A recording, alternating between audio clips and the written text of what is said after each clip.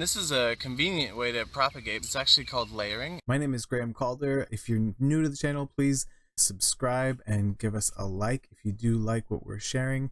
And if you want to see more of this kind of content, check us out on Patreon for some behind the scenes raw footage of what we do in our everyday lives, fermenting, growing mushrooms, building permaculture gardens and whatnot here in the Living P3 Lab.